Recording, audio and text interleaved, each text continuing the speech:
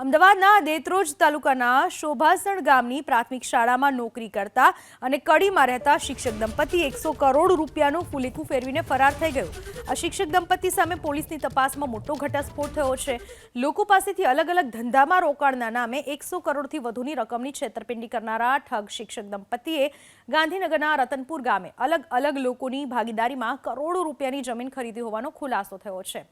શિક્ષક કનૈયાલાલ પટેલ અને તેમના પત્નીએ વિજાપુર તાલુકાના પિલવાઈ ગામે